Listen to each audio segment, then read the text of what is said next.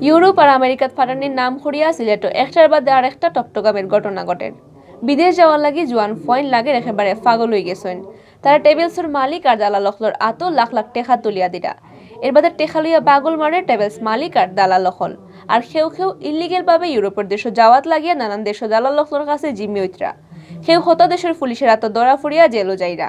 আর খেউ খেউ বর্ডারে গুড়িয়া ঠান্ডায় আর দরিয়া ডুবিয়া মররা। ইতা আদম ব্যাপারী অকদর লগে জড়িত আছেন সিলেটের একাদশ টেবিলস। ইতার বেশিরভাগর না আছে সিভিল এভিয়েশনের সার্টিফিকেট, না আছে বিদেশ মানুষ পাঠানোর কোনো জাতর লাইসেন্স। নামর লগে টেবিলসের শব্দ লাগাইয়া ইতায় মানুষের দুকা দিয়ে কোটি কোটি টেকা মারিয়া বাগরা। বিদেশ মানুষ পাঠানোর লাইসেন্স সিলেটের খুব কম ট্রাভেলসেরও আছে, কিন্তু সিলেট শহর আর জেলার ভিতর নানান উপজেলাত বিদেশ মানুষ পাঠানোর খাম করেন একাদশ টেবিলসে। মূলত তারা আদম ব্যাপারী চক্রের এজেন্ট হইয়া খাম করে। তারা আবার নিজস্ব দালালও আছে। গাঁও গেরামুর একটু পয়সাওয়ালা পরিবার জোয়ান ফয়েন্তর ইউরোপ আমেরিকাত লোভ দেখাইয়া ই চক্রয় টেবিলসের মালিকসকলের খান্দাত লইয়া আয়। এর বাদে মিটা মাতিয়া তারা লাগে 10-15 লাখ টাকার কন্ট্যাক্ট করে। বিশ্বাস জন্মানির লাগে এই কন্ট্যাক্ট করা হয় 300 টাকার স্টাম্পও। সূত্র জানাইছে লিগেল ভাবে ইউরোপের নানা দেশে ফাটানির লাগে যেটা টেবিলসে কন্ট্যাক্ট করে তারা ফয়লা 1-2 জনের ঠিকও ফাটায়। তবে তারারে ফুঞ্জি খড়িয়া দুমাইয়া পাচার চালায়। পত্রিকাত বিজ্ঞাপন দিয়া তারা ইউরোপের নানান দেশেও মানুষ ফাটানির লোভ দেখায়। ইতা দেখিয়া জোয়ান ফয়ন হল আয়া টেবিলস বীর করেন। ফয়লা টেবিলস হলাই বুকিং মানে 50,000 টাকা আর ভিসা পাওয়া বাদে বাকি টাকা দেওয়ার কন্ট্যাক্ট করে। বাদে নানান অজুহাত আর আতাই ফিতাই বুঝি দিয়া বাকি টাকাও লইয়া যায়গে। আর একসময় সকল টাকা লইয়া বাগামারে টেবিলস হলা। আমার বাপর জমিন বেশি ভাই, আমার বাপর সম্পত্তি বেশি, আমি এনে টাকা দিছি। টাকা দিবার সময় আমি তার আত্মদরিয়া কইছি আমিন ভাই চেষ্টা ভাই দিয়ে চেষ্টা করিও ভাই, আমার ঠকাইও না রে বাবাই, আমার বাপর চামড়া বেশি, আমি টাকা দিলাম রে বাবাই, আমার অন্তত তোমাকে দয়া করিও, আমার ঠকাইও না। বারবার কইছে মঞ্জু ভাই আপনি আমার বিশ্বাস করেন না। আমি কইছি ভাই আমি আপনারা বিশ্বাস করলাম, এই বিশ্বাসের মাঝে পানি ডালছি। আজকে খালি আমি নাই ভাই, প্রায় 100-150 মানুষ আপনারা সবার গেছে ভাই। আমার অনুরোধ, আমি বিচার চাইলাম সবার কাছে, এই ধরনের প্রতারকের একটা দৃষ্টান্তমূলক শাস্তি হওয়া দরকার ভাই।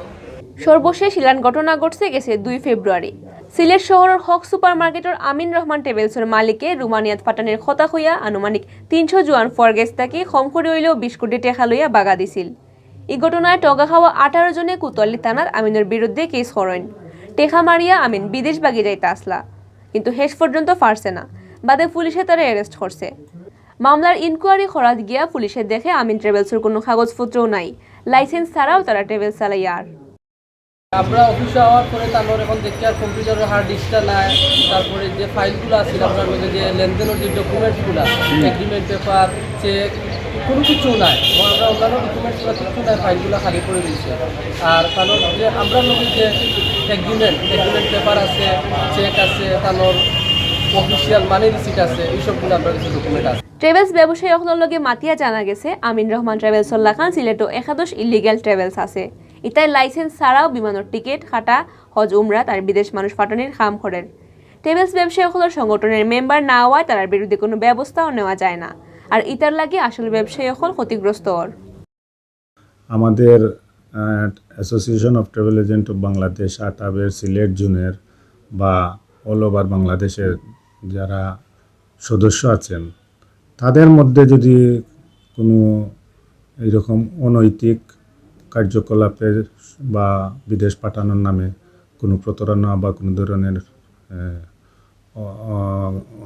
কাজে লিপ্ত থাকে, তাহলে আমরা সাংগঠনিকভাবে আমরা ব্যবস্থা নিতে পারি। কিন্তু যারা আমাদের মেম্বার না, তাদের বিরুদ্ধে তো আমাদের কোনো নেওয়ার কোনো ব্যবস্থা নেই। তাদের বিরুদ্ধে সরকার যদি কোনো ব্যবস্থা নেয় তাহলে আমরা তাদের সহযোগিতা করতে পারি, কিন্তু আমাদের কোনো পদক্ষেপ নেওয়া, যেহেতু আমাদের মেম্বার না তারা, তাদের বিরুদ্ধে আমাদের কোনো পদক্ষেপ নেওয়ার কোনো সুযোগ নেই। ট্রাভেলস ব্যবসায়ীগুলোর দাবি ই ঠগ চক্রই লুকাইয়া নাই, প্রকাশ্যে তারা ইতা ঠগাঠগি করলেও প্রশাসন একেবারেও নিরাই। প্রশাসনের নিয়মিত নজরদারি আর অভিযান চালালে ইতা ঠগ হলে ঠগাঠগির চান্স কম পাইল অনেক। আমাদের যদি সরকারিভাবে বা গভর্নমেন্টের বিভিন্ন সংস্থা আছে, তারা যদি তদন্ত করে দেখে কে কী কাজ করতেছে। আমি টিকিট বিক্রি করি, আমার টিকিটের বৈধ লাইসেন্স আছে, আমি তো লুক পাঠানোর লাইসেন্স নাই। আমি লুক পাঠাইতে হলে আমার রিক্রুটিং লাইসেন্স লাগবে। সেইভাবে যদি ডিভাইড করলে, তদন্ত করলে বা এটা রোধ করা সম্ভব। আদম ব্যাপারী অকলের বিরুদ্ধে প্রশাসনের দেরি না করে অভিযানের নামবা ওলান আশা করা সিলেটের মাইনছে।